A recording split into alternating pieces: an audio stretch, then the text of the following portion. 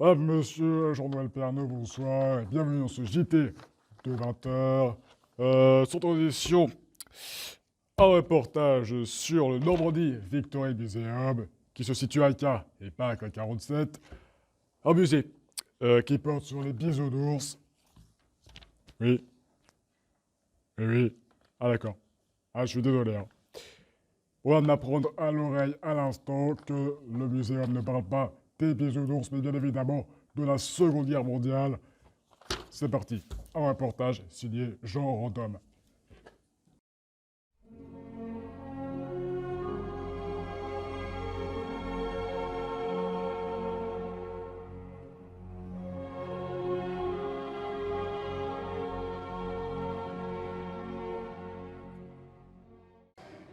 C'est dans le petit village de Caen que nous retrouvons le Normandie Victory Museum. Fondé en 2017, ce musée présente toutes sortes de choses sur la Seconde Guerre mondiale.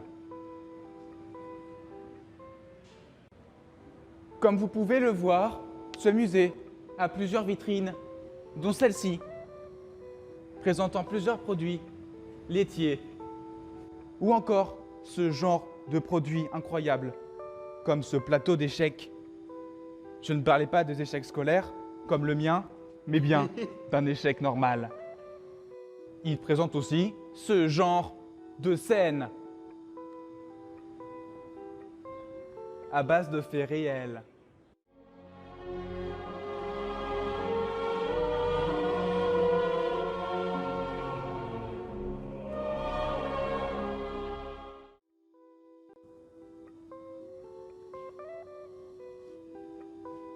Il est possible d'observer des scènes comme celle du débarquement, mais plus encore, celle de la bataille des haies.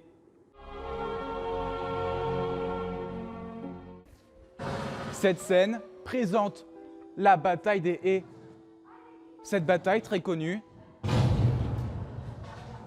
présente la bataille des haies. Cette bataille s'est déroulée en Normandie. Elle a fait beaucoup de morts et beaucoup de blessés.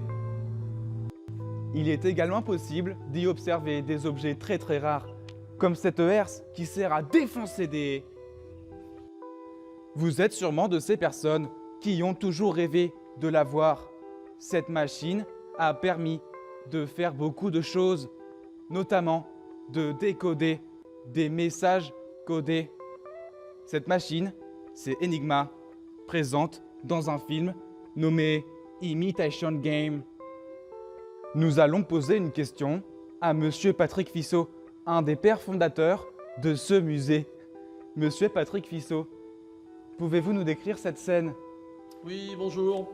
Cette scène reprend l'évocation des combats à la fin du mois de juillet 1944. Des troupes allemandes, principalement des parachutistes et des SS, sont encerclées au plein milieu de ce qu'on appelle la troupe allemande, principalement des parachutistes et des SS, sont encerclés au plein milieu de ce qu'on appelle la poche de Roncé et vont tenter de trouver des portes de sortie. Donc vous avez carte d'état-major et matériel autour de ces hommes qui ont été littéralement pris au piège par l'avancée des Américains. C'était l'opération Cobra.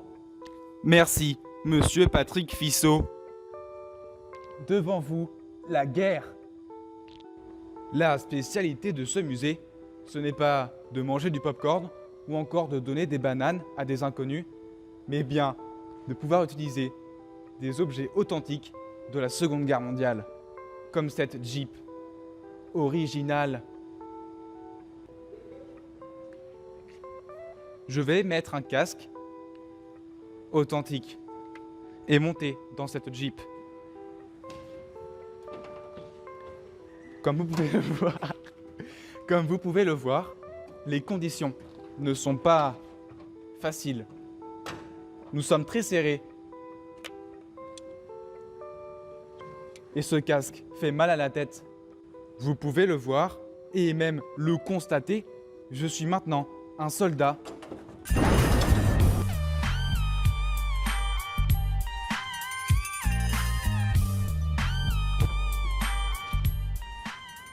Mais dans ce muséum, il n'y a pas que des scènes violentes ou encore même sanglantes. Il y a aussi des scènes joyeuses. Alors, vous avez ici devant vous une scène qui présente un enfant d'une dizaine d'années avec un gant de baseball qui est en train d'apprendre justement ce sport avec un soldat américain qui en face est occupé à lui balancer régulièrement des balles avec sa batte de baseball et à lui apprendre petit à petit le jeu. Merci, monsieur Fuisseau. Et nous voici maintenant dans un camp de prisonniers. Ce sont des soldats français qui ont été pendant 5 longues années, loin de chez eux, retenus dans des baraquements de bois. Ils ont vécu dans des conditions particulièrement difficiles. On a retracé leur quotidien au travers des objets qui étaient les leurs, au travers d'un baraquement qu'on a reconstitué comme ceux de 1944-45. On évoque ce soldat prêt à rentrer chez lui, on devine un sourire. Il a fait sa valise, il va rentrer en France. La guerre est finie pour lui. Vous avez encore quelques objets dans cette vitrine pour finir l'évocation des prisonniers de guerre. Et nous ressortons ensuite du baraquement. Nous sommes en 1945. C'est la victoire et nous l'évoquons dans la dernière partie du musée. Cette veste historique dégage une certaine aura émotionnelle. Elle a été portée par un déporté français qui était contre les politiques de l'époque. André Le Prévost s'engage dans la résistance en janvier 1941 au sein du réseau Résistance PTT. Il est originaire des Moitiés d'Allonne dans la Manche, près de Valognes, et va mener toutes ses actions de résistance dans la région de Lille. Il sera arrêté en 1944, interrogé par la Gestapo, torturé, puis envoyé en Allemagne en déportation au camp de Buchenwald. Il y arrive le 19 juin 1944 sous le matricule 60 485 et quelques mois plus tard, il est libéré, survit à la guerre et peut enfin rentrer chez lui. Nous voici maintenant dans un hôtel-restaurant. On peut y voir les femmes qui sont très engagées dans cette guerre, comme le prouvent ces mannequins qui racontent tous une histoire formidable.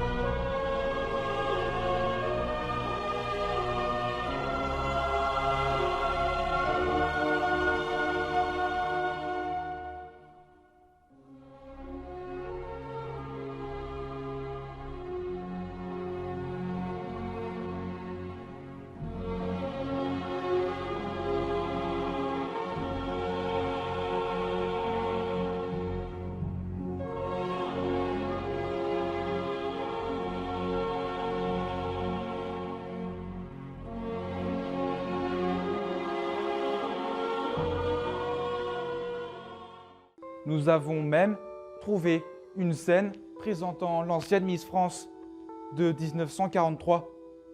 Elle est actuellement dans une voiture italienne Fiat 500, reprise par les Allemands. Le mec au fond s'appelle Jean-Charles. Il essaye de la draguer, mais malheureusement ne parviendra pas à ses fins. Et comme dans n'importe quel musée, bien que celui-ci est très spécial, il y a une boutique. Veuillez me suivre.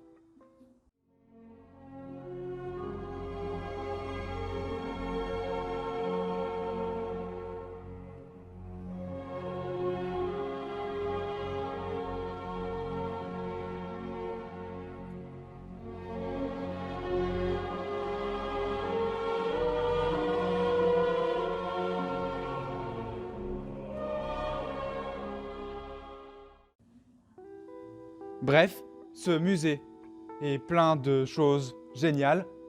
Vous repartirez sûrement avec plein de souvenirs en tête, plein d'histoires ou encore de rêves.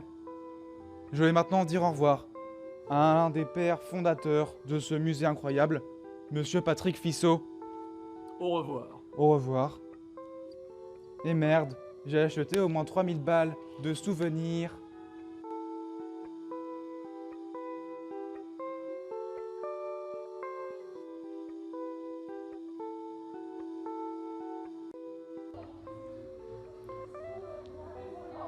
Allô chérie, on annule le mariage. N'oublie pas de vendre la maison et les enfants aussi.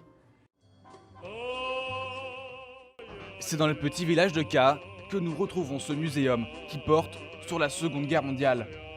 Fondé en 2000... 2000 combien, monsieur? Madame, monsieur, Jean-Noël Pernaut, bonsoir. Tout de suite un reportage sur le Normandie Victory Museum qui se situe à K et pas à K47. Un reportage signé Jean Random. Je peux avoir mon salaire s'il vous plaît là? Sans déconner, attends.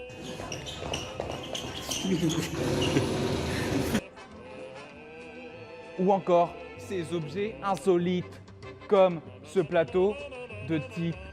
C'est quoi le nom du jeu déjà? Voici une pièce historique qui dégage. Pardon. Ces jeunes vont effectuer le parcours du combattant. Avec plus de 30 000 morts par an, c'est le plus mortel et le plus dangereux de tous les temps. Got away to heaven through the Nazi line.